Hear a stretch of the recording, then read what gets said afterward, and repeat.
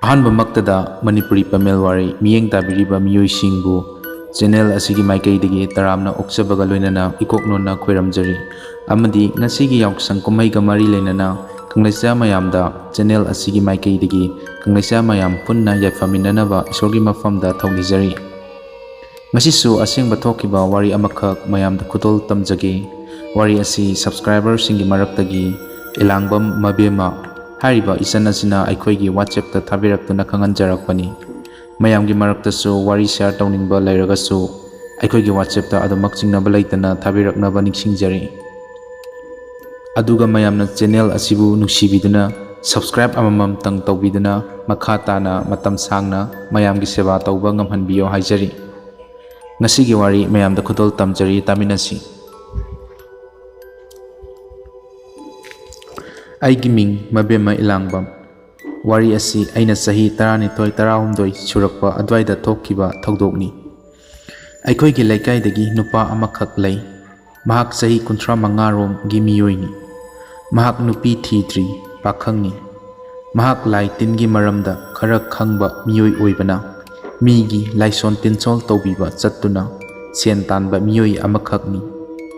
Lai khoiramba chatpa khaktaduna mahak masagi paisa yamna paijaba misak ama oirami mahaki mamingdi ai panjararoike aingonda akaiba lakadra khananbanina ming asi panjadabani mayamna warobiroi nupa asi numidang khuding lai sanarami afattaba thawai SOIREN gi thawai kaya kauduna thawai mirial sing adubu mahakna sijinnaduna mahaki kanaba thabak thoram kayada sijinarami Asidasu natana atopa miyoi singda mahakna athengba matamda mahakna sanariba laitin mayam asibu oknahanba aki akhang nanghanba kaya tawba migi imungda semjinba tamnahanba kaya tawba aduga layok tinok tawraba imung singduda mahakna phattaba thawai sing adu laukthokpigi haiduna paisa chauna lauduna miyoi kayada namthak tawba miyoi ama oirami Matam khara lairaga mahak nupi ama luhonglami luhonglaba matungdasu adamak hanagum lai sanaba miyamdagi sel tanba adugumba thabaksing adudi mahak toklamde nongma numitsak yongba matam amada laikaiduda leiba angang ama lai oknabadagi laikaiduda leiba lafu makhong amada koisen chenduna angau pikum soiro lolaga sanarami matamdo Nungsa yamna sabanina misu imungda loina leinaba matam oibana kanasu angang na tawribado uramde angang dugi mama mapasu thabak chathokibana angang ado mahaki mabokta sinarambani adubu maboktudi nungsa sagalakpaduda pothakramane famungda tumthaba matam oirami mahakti angang adu mangolda adum sanari boy khanduna leibani adubu numit adu mahak siyu haina tamkibana Mi kana amatana angangduna tawribasing ado uramde asumna angang ado laina puthokduna turenda tasanduna mathanda mathwai ado thakirami mama mafa halakuna tumduna lairiba mabok ado hogdoktuna ma angangdi asumna hairaga hangjai adubu maboktuna angang adu sanari bai khanduna hojikta sana hobani ne hairaga koikau kokjaki Laikai da chattuna migi mayumda leibra TV yengbra angang lakbra haiduna kohang hangjaki adubu kana amatana lei ui lai amata hairakidi asumna ahangba mi khudingda khangi ui hairaktaba aduda pakhatnabado ubada laikai miyam thoraktuna thiba haurai matamduda lai tinnaga chenkrabra haiduna laikai gi maibado kauraga yenghalase haiduna mi khara tharaga maibado kauba chathalami adubu numittusu maibado mahaki nupigi mapamda chatkhi haiduna leiramde adubu maiba amak kauduna yenghandabadi yadabanina maiba thiba chatlami lam khara chattuna thibada kona thangda isona chanbiba haigadra maiba amadi thengnarami mahakpu miyoi sing aduna haijaduna puraklami mahakna lai khoiramnaba la laton ama Lai masu manadaba ahum Thau ahingba khara khudai masa angauba dup thaumai hairiba polam singdo pira u hairami pochai singdo yumda loina leina banina thiduna pirami ꯑꯗꯨꯒ ꯃꯥꯏꯕꯗꯨꯅ ꯅꯨꯄꯥ ꯃꯆꯥ ꯍꯨꯏꯅ ꯑꯃꯨꯛ ꯐꯥꯎꯕ ꯆꯤꯛꯇ꯭ꯔꯤꯕ ꯑꯃꯒ ꯂꯥꯛꯎ, ꯍꯨꯏꯅ ꯆꯤꯛꯄꯗꯤ ꯌꯥꯔꯣꯏ ꯍꯥꯏꯔꯝꯃꯤ꯫ ꯑꯩꯈꯣꯏꯒꯤ ꯏꯗꯣꯝꯆꯥꯒꯤ ꯃꯆꯥꯅꯨꯄꯥ ꯑꯩꯈꯣꯏꯒꯤ ꯂꯦꯡꯒꯥꯅꯤ, ꯃꯍꯥꯛ ꯍꯨꯏꯅ ꯆꯤꯛꯇ꯭ꯔꯤ ꯍꯥꯏꯗꯨꯅ ꯃꯍꯥꯛꯄꯨ ꯃꯥꯏꯕꯗꯨꯅ ꯀꯧꯁꯜꯂꯒ ꯈꯨꯗꯩ ꯑꯉꯧꯕꯗꯨꯅ ꯀꯨꯞꯁꯤꯜꯂꯝꯃꯤ꯫ ꯑꯗꯨꯒ ꯊꯥꯎ ꯑꯍꯤꯡꯕꯗꯣ ꯄꯨꯈꯝ ꯑꯁꯦꯡꯕ ꯑꯃꯗ ꯍꯩꯗꯣꯛꯇꯨꯅ ꯀꯔꯤ ꯀꯔꯤꯅꯣ ꯈꯔ ꯁꯣꯟꯗꯨꯅ ꯄꯨꯈꯝ ꯑꯗꯨꯗ ꯅꯨꯄꯥ ꯃꯆꯥ ꯑꯗꯨꯒꯤ ꯃꯃꯥꯏ ꯑꯗꯣ ꯅꯣꯟꯊꯍꯟꯗꯨꯅ ꯌꯦꯡꯍꯜꯂꯝꯃꯤ꯫ ꯃꯇꯝ ꯑꯗꯨꯗ ꯅꯨꯄꯥ ꯃꯆꯥꯗꯣ ꯀꯤꯕꯒꯤ ꯃꯑꯣꯡꯗ ꯀꯟꯅ ꯂꯥꯎꯔꯛꯑꯝꯃꯤ꯫ ꯃꯤꯠ ꯎꯏꯁꯤꯜꯗꯨꯅ ꯌꯦꯡꯕꯗ ꯄꯨꯈꯝꯗꯨꯗ ꯉꯁꯥꯏ ꯇꯧꯈꯤꯕ ꯃꯌꯥꯝꯗꯣ ꯂꯣꯏꯅ ꯍꯥꯏꯔꯛꯑꯝꯃꯤ꯫ ꯑꯗꯨꯗꯒꯤ ꯃꯥꯏꯕꯗꯨꯅ ꯍꯧꯖꯤꯛ ꯑꯉꯥꯡꯗꯣ ꯀꯗꯥꯏꯗ ꯂꯩ ꯍꯥꯏꯅ ꯍꯪꯕꯗ ꯅꯨꯄꯥ ꯃꯆꯥꯗꯨꯅ ꯇꯨꯔꯦꯜꯒꯤ ꯏꯁꯤꯡ ꯃꯅꯨꯡꯗ ꯇꯥꯗꯨꯅ ꯂꯩꯔꯦ ꯍꯥꯏꯔꯝꯃꯤ꯫ ꯃꯃꯥ ꯃꯄꯥꯗꯤ ꯄꯥꯈꯠꯃꯟꯗꯨꯅ ꯇꯨꯔꯦꯟ ꯇꯥꯟꯅ ꯀꯟꯅ ꯆꯦꯟꯈꯤꯔꯝꯃꯤ꯫ ꯃꯥꯏꯕꯗꯨꯅ ꯅꯨꯄꯥ ꯈꯔ ꯀꯨꯝꯗꯨꯅ ꯊꯤꯅꯕ ꯍꯥꯏꯔꯝꯃꯤ꯫ ꯅꯨꯄꯥ ꯃꯆꯥꯗꯨꯗ ꯃꯥꯏꯕꯅ ꯑꯉꯥꯡꯗꯨꯅ ꯇꯥꯐꯝ ꯖꯒꯥꯗꯣ ꯍꯥꯏꯔꯛꯑꯣ ꯍꯥꯏꯅ ꯍꯪꯕꯗ ꯃꯐꯝ ꯑꯗꯣ ꯑꯉꯥꯡ ꯅꯨꯄꯥꯃꯆꯥ ꯑꯗꯨꯅ ꯍꯥꯏꯔꯛꯂꯝꯃꯤ꯫ ꯑꯗꯨꯗꯒꯤ ꯅꯍꯥ ꯈꯔ ꯃꯍꯥꯛꯅ ꯍꯥꯏꯔꯛꯄ ꯖꯒꯥ ꯑꯗꯨꯗ ꯀꯨꯝꯊꯗꯨꯅ ꯊꯤꯕꯗ ꯑꯉꯥꯡꯗꯣ ꯐꯪꯖꯈꯤ꯫ ꯑꯉꯥꯡ ꯑꯗꯣ ꯏꯁꯤꯡꯗꯒꯤ ꯄꯨꯈꯠꯂꯛꯂꯒ ꯌꯦꯡꯕꯗ ꯁꯤꯗꯨꯅ ꯂꯩꯔꯝꯈꯤ꯫ ꯃꯥꯏꯕꯅ ꯌꯦꯡꯕꯗ ꯑꯉꯥꯡ ꯑꯗꯣ ꯁꯣꯏꯔꯦꯟ ꯊꯋꯥꯏ ꯑꯃꯅ ꯄꯨꯗꯨꯅ ꯃꯍꯥꯛꯄꯨ ꯍꯥꯠꯄꯅꯤ꯫ ꯂꯩꯀꯥꯏꯁꯤꯗ ꯐꯠꯇ꯭ꯔꯕ ꯊꯋꯥꯏ ꯑꯁꯦ ꯊꯥꯛꯇꯨꯅ ꯁꯤꯖꯤꯟꯅꯗꯨꯅ ꯊꯝꯕ ꯃꯤꯑꯣꯏ ꯑꯃ ꯌꯥꯎꯔꯦ꯫ ꯃꯍꯥꯛꯅ ꯊꯋꯥꯏ ꯑꯁꯤꯕꯨ ꯂꯣꯏꯁꯟꯗꯕꯤꯗ ꯁꯥꯟꯅꯗꯨꯅ ꯊꯝꯕꯅꯤ꯫ ꯃꯗꯨꯒꯤ ꯊꯋꯥꯏ ꯑꯗꯨ ꯑꯉꯥꯡ ꯑꯁꯤꯅ ꯃꯔꯥꯏꯕꯛ ꯊꯤꯕꯗꯒꯤ ꯑꯣꯛꯅꯔꯨꯕꯅꯤ ꯍꯥꯏꯅ ताꯛꯂꯛꯈꯤ꯫ ꯃꯇꯝꯗꯨꯗ ꯂꯩꯀꯥꯏꯒꯤ ꯃꯤꯌꯥꯝꯗꯨꯅ ꯃꯃꯥꯡꯗ ꯂꯩꯀꯥꯏꯗ ꯇꯝꯅꯕ ꯂꯥꯏꯑꯣꯛ ꯇꯤꯟꯑꯣꯛ ꯇꯧꯕ ꯃꯌꯥꯝꯗꯣ ꯃꯥꯏꯕꯗꯨꯗ ꯂꯣꯏꯅ ꯂꯤꯔꯝꯃꯤ꯫ ꯑꯗꯨꯒ ꯂꯩꯀꯥꯏꯗꯨꯗ ꯂꯥꯏ ꯁꯥꯟꯅꯔꯤꯕ ꯃꯤꯁꯛꯇꯣ ꯃꯁꯛ ꯇꯥꯛꯅꯕ ꯍꯥꯏꯖꯈꯤ꯫ ꯑꯗꯨꯗꯒꯤ ꯉꯁꯥꯏꯒꯤ ꯅꯨꯄꯥꯃꯆꯥ ꯐꯤꯅ ꯈꯨꯝꯖꯤꯟꯗꯨꯅ ꯂꯥꯏꯐꯥꯎ ꯐꯥꯎꯍꯟꯕ ꯑꯉꯥꯡ ꯑꯗꯨꯗ ꯍꯪꯂꯝꯃꯤ꯫ ꯃꯇꯝꯗꯨꯗ ꯍꯥꯏꯔꯤꯕ ꯐꯠꯇꯕ ꯊꯋꯥꯏ ꯀꯌꯥ ꯁꯥꯟꯅꯔꯤꯕ ꯃꯤꯁꯛ ꯑꯗꯨꯒꯤ ꯃꯑꯣꯡ ꯃꯇꯧꯁꯤꯡ ꯑꯗꯣ ꯍꯥꯏꯔꯛꯈꯤ꯫ ꯑꯗꯨ ꯍꯥꯏꯔꯛꯄ ꯃꯇꯝꯗ ꯃꯈꯣꯏꯅ ꯍꯥꯟꯅꯗꯒꯤ ꯆꯤꯡꯅꯕ ꯂꯩꯕꯅꯤꯅ ꯃꯤꯑꯣꯏꯁꯤꯡ ꯑꯗꯣ ꯃꯩ ꯍꯧꯅ ꯁꯥꯎꯅꯈꯤ꯫ ꯃꯃꯥ ꯃꯄꯥꯗꯤ ꯃꯆꯥꯒꯤ ꯑꯁꯤꯕ ꯍꯛꯆꯥꯡ ꯑꯗꯣ ꯀꯣꯟꯗꯨꯅ ꯀꯞꯆꯈꯤ꯫ ꯑꯗꯨꯗꯒꯤ ꯃꯆꯥ ꯁꯤꯕꯒꯤ ꯃꯩꯆꯥꯛꯅ ꯉꯥꯎꯔꯗꯨꯅ ꯈꯣꯏꯁꯥꯎꯅꯔꯕ ꯃꯄꯥꯗꯣ ꯏꯃꯨꯡꯗ ꯆꯪꯈ꯭ꯔꯒ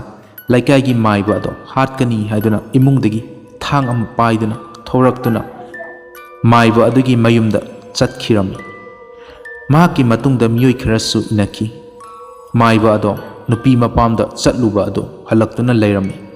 ꯃꯍꯥꯛꯇꯤ ꯇꯧꯔꯤꯕ ꯃꯑꯣꯡ ꯑꯗꯣ ꯀꯔꯤꯁꯨ ꯈꯪꯂꯝꯗꯦ꯫ ꯑꯗꯨꯕꯨ ꯁꯣꯝꯗꯗꯤ ꯑꯁꯥꯎꯕꯅ ꯃꯩ ꯍꯧꯔꯕ ꯑꯉꯥꯡ ꯃꯄꯥ ꯑꯗꯣ ꯆꯦꯟꯁꯤꯟꯗꯨꯅ ꯃꯥꯏꯕ ꯑꯗꯨꯗ ꯊꯥꯡꯅ ꯌꯥꯜꯂꯝꯃꯤ꯫ ꯂꯥꯏꯕꯛ ꯐꯕ ꯍꯥꯏꯒꯗ꯭ꯔꯥ ꯁꯤꯕꯗꯤ ꯁꯤꯍꯧꯗ꯭ꯔꯦ꯫ ꯁꯣꯛꯇꯨꯅ ꯂꯩꯃꯥꯏꯗ ꯃꯥꯏꯕ ꯑꯗꯣ ꯇꯥꯔꯝꯃꯤ꯫ ꯐꯔꯛ ꯇꯥꯅꯔꯛꯂꯅꯤ ꯈꯟꯗꯨꯅ ꯑꯉꯥꯡ ꯃꯄꯥꯒꯤ ꯃꯇꯨꯡ ꯏꯟꯅꯈꯤꯕ ꯃꯤꯑꯣꯏꯁꯤꯡꯗꯨꯅ ꯃꯄꯥ ꯑꯗꯨꯕꯨ ꯈꯥꯝꯗꯣꯛꯏ꯫ ꯃꯥꯏꯕ ꯑꯗꯨꯗꯤ ꯁꯣꯛꯄꯗꯒꯤ ꯃꯍꯥꯛꯀꯤ ꯅꯨꯄꯤꯅ ꯆꯦꯟꯁꯤꯟꯗꯨꯅ ꯁꯦꯟꯅꯗꯨꯅ ꯂꯩꯔꯝꯃꯤ꯫ ꯃꯇꯝꯗꯨꯗ ꯑꯉꯥꯡ ꯃꯃꯥ ꯑꯗꯣ ꯆꯦꯜꯂꯛꯇꯨꯅ ꯁꯣꯛꯇꯨꯅ ꯇꯥꯔꯤꯕ ꯃꯥꯏꯕ ꯑꯗꯨꯒꯤ ꯃꯁꯥꯗ ꯅꯣꯝꯅꯒ ꯑꯩꯒꯤ ꯏꯆꯥ ꯄꯤꯌꯣ, ꯑꯩꯒꯤ ꯏꯆꯥ ꯄꯤꯌꯣ, ꯅꯪꯅ ꯑꯩꯒꯤ ꯏꯆꯥꯗ ꯇꯧꯔꯤꯕꯁꯦ ꯀꯔꯤꯅꯣ? ꯑꯁꯨꯝꯅ ꯍꯥꯏꯗꯨꯅ ꯑꯉꯥꯎꯕꯤꯒꯨꯝ ꯀꯞꯇꯨꯅ ꯂꯩꯔꯝꯃꯤ꯫ ꯃꯥꯏꯕꯗꯨꯒꯤ ꯅꯨꯄꯤꯗꯨꯗꯤ ꯈꯪꯖꯗꯕꯅ ꯃꯥꯒꯤ ꯅꯨꯄꯥꯗ ꯀꯔꯤꯅꯣ ꯇꯧꯔꯤꯕ ꯃꯇꯧꯁꯦ ꯍꯪꯖꯔꯝꯃꯤ꯫ ꯑꯗꯨꯗꯒꯤ ꯑꯉꯥꯡꯗꯨꯒꯤ ꯃꯃꯥꯅ ꯑꯁꯥꯎꯕꯅ ꯄꯦꯟꯗꯕꯅ ꯍꯦꯟꯃꯟꯈꯤꯕꯅ ꯍꯦ ꯐꯠꯇꯕ ꯃꯤ, ꯅꯪꯗꯤ ꯐꯠꯇꯕ ꯊꯋꯥꯏ ꯁꯥꯟꯅꯗꯨꯅ ꯍꯥꯏꯅ ꯂꯩꯕ ꯅꯪꯗꯤ ꯅꯪꯒꯤ ꯅꯆꯥꯗꯨꯁꯨ ꯑꯗꯨꯒꯨꯝꯕ ꯐꯠꯇ꯭ꯔꯕ ꯅꯆꯥ ꯑꯃ ꯐꯪꯕ ꯑꯣꯏꯌꯨ꯫ ꯃꯇꯝꯗꯨꯗ ꯅꯪꯁꯨ ꯑꯩꯅ ꯏꯆꯥ ꯀꯥꯏꯅꯕꯒꯤ ꯃꯩꯔꯤꯅ ꯆꯥꯛꯂꯤꯕꯁꯤꯒꯨꯝ ꯅꯪꯁꯨ ꯑꯋꯥꯕꯁꯦ ꯐꯪꯕ ꯑꯣꯏꯌꯨ꯫ ꯑꯁꯨꯝꯅ ꯍꯥꯏꯅ ꯁꯥꯞ ꯇꯧꯔꯝꯃꯤ꯫ ꯃꯌꯥꯝꯅ ꯈꯥꯝꯗꯣꯛꯇꯨꯅ ꯃꯃꯥ ꯃꯄꯥꯕꯨ ꯃꯈꯣꯏꯒꯤ ꯃꯌꯨꯝꯗ ꯄꯨꯔꯛꯑꯝꯃꯤ꯫ ꯑꯗꯨꯒ ꯃꯥꯏꯕꯗꯨꯅ ꯍꯥꯏꯔꯝꯃꯤ, ꯍꯧꯖꯤꯛꯇꯤ ꯑꯉꯥꯡ ꯑꯁꯤꯒꯤ ꯑꯁꯤꯕ ꯍꯛꯆꯥꯡ ꯑꯁꯦ ꯀꯨꯏꯅ ꯊꯝꯕ ꯇꯧꯍꯣꯏꯗꯦ, ꯄꯣꯠꯂꯣꯏꯅꯕ ꯇꯧꯁꯤ ꯍꯥꯏꯕꯗꯒꯤ ꯃꯌꯥꯝꯅ ꯃꯇꯦꯡ ꯄꯥꯡꯗꯨꯅ ꯄꯣꯠꯂꯣꯏꯈ꯭ꯔꯦ꯫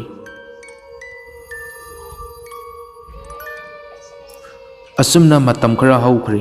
ꯂꯩꯀꯥꯏꯒꯤ ꯃꯥꯏꯕꯗꯨꯁꯨ ꯃꯌꯥꯝꯅ ꯂꯥꯏ ꯐꯠꯇꯕꯁꯤꯡꯗꯨꯕꯨ ꯂꯣꯏꯁꯜꯂꯨ, ꯑꯗꯨꯒ ꯑꯃꯨꯛ ꯍꯟꯅ ꯑꯁꯤꯒꯨꯝꯕ ꯊꯧꯗꯣꯛ ꯑꯁꯦ ꯃꯇꯨꯡꯗ ꯊꯣꯛꯂꯛꯑꯕꯗꯤ ꯅꯪꯕꯨ ꯍꯥꯠꯀꯅꯤ, ꯅꯈꯣꯏꯒꯤ ꯁꯥꯒꯩ ꯅꯥꯇꯩ ꯑꯃꯠꯇ ꯂꯩꯀꯥꯏꯁꯤꯗ ꯂꯩꯕ ꯌꯥꯔꯣꯏ ꯍꯥꯏꯕꯗꯒꯤ ꯂꯥꯏ ꯂꯣꯏꯁꯟꯍꯟꯗꯨꯅ ꯀꯔꯤꯁꯨ ꯇꯧꯗꯅ ꯂꯩꯈ꯭ꯔꯦ꯫ ꯃꯇꯝ ꯈꯔ ꯍꯧꯈ꯭ꯔꯕ ꯃꯇꯨꯡꯗ ꯃꯥꯏꯕꯗꯨꯒꯤ ꯅꯨꯄꯤꯗꯣ ꯃꯤꯔꯣꯟꯗꯨꯅ ꯃꯆꯥꯅꯨꯄꯥ ꯑꯃ ꯐꯪꯂꯝꯃꯤ꯫ ꯃꯆꯥꯗꯣ ꯄꯣꯛꯄꯗ ꯀꯔꯤꯁꯨ ꯇꯧꯗꯕ ꯃꯥꯜꯂꯤ꯫ ꯑꯩꯈꯣꯏꯁꯨ ꯑꯉꯥꯡ ꯑꯗꯣ ꯌꯦꯡꯕ ꯆꯠꯂꯤ꯫ ꯃꯥꯏꯕꯗꯨꯒꯤ ꯅꯨꯄꯤꯗꯨꯗꯤ ꯌꯥꯝꯅ ꯐꯩ, ꯑꯩꯈꯣꯏꯕꯨ ꯌꯥꯝ ꯂꯨꯅ ꯇꯧꯏ꯫ ꯑꯗꯨꯕꯨ ꯑꯉꯥꯡ ꯑꯗꯣ ꯈꯔ ꯆꯥꯎꯔꯛꯄ ꯊꯥ ꯑꯃꯃꯨꯛ ꯍꯥꯏꯔꯛꯄ ꯑꯗꯨꯋꯥꯏꯗ ꯑꯉꯥꯡ ꯑꯗꯣ ꯌꯥꯝꯅ ꯑꯀꯤꯕꯒꯤ ꯁꯛꯇꯝ ꯑꯃꯒꯨꯝ masakto yam kanna naruraba matung phagalakpada kainoma tawrami laiminaba kawbanina angang ado amukta pambiyu haiduna aibu kawrai moida tanna aisu chatki angang ado thadani haiduna aibu phak ama thaduna phamhanduna pamhalami aduga angang mamado thabak tawba mapanda thoki aina angang ado pambada yamna kijaba hainadaba ama fawrami angang ado maming sanathoi kaujai aina angang dugi mamaido yengbada isada hainadaba hangoiba ama fawi masa adusu yamna lummi manamsu yamna hainadaba namthiba ama namlami mamaidusu yamna tummi aduga mamitto yamna lawi masadusu chap tingi makhong makhut masa pumba chap tingi mayadusu adum kathoktuna lei ngayak pamlaga mama laki adudagi aisu chatlage nene haire aingonda achapot ama piraktuna si chause aduga hayengsu lakpiyo haire aisu hoi nene hairamlaga chelai adubu angang ado mamagi mabuk thoktabana sangom leiduna yoklami ahingdasu yamna kappi yum naknabanina mahakna kappado adumak ahingda adumak tarami numit khudingi angang ado kuiraga sum miyoi sadaba hela ami chahi ani ahum haira fawba angang ado marol tholamdi chatpa phamba wangangba amata ngamlamdi hanagi adugum masado adum chaptingna adum lei mamitto songthokpagum iraw lawi manaton adusu makhun pandabagum yamna khuna piktakna pali yengbada yamna hainadaba ama oirami angang ado doctor toina yengi adubu seldamak tingduna toi phagalakpa kauba leiti mamasu masado thadokpa yadabanina selsu thokpasu nati thabak subasu ngamdabanina mahaki masabu pharabati haiduna yengbada imungi manchang pumba loislaklami asumna warakpadagi mathrai nungairaktabadagi maiba ado numit khudingi yu thaktuna ngauduna lambi sorokta koilaw lauduna nonganbadagi numit taba fawba leiba horaklami nongma angang ado chahi taruk surakpa adwaida mamana turenda ising sokpa kumluraga halakpada angang ado machinda kongon kaduna siduna leiramki yumgi lan thum pumba tumlaba mama mapabu otpa makai otlaga yumdu khakta ngairaba matamda sikirami hana angang ama isingda taduna sikiba chahi dumak surakpada angang ado taibangpan thadokhibu masini aigi ngasigi wari asi mayamda kinaba lijaba nachade aigi punsida thingnakiba tarakkiba thogdok amabu mayamda lijabani aina matangsida haijaningbadi isagi oijaba kanaba fangnanabagidama mibu manghanaba tawrabadi madugi chapmanaba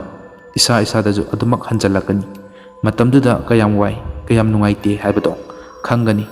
aduna matam pumbada migi phattanaba thabak khak tawbiganu haijari matang asida subscriber singna thabirakpa wari pathokchaba loisanjari mathangi nimita atoppa wari kaya amuk puduna laksagi mayamna matam adu fawba tangdi warsu wana ngaminasi hairaga mayamdagi kainanaba ya thangnijari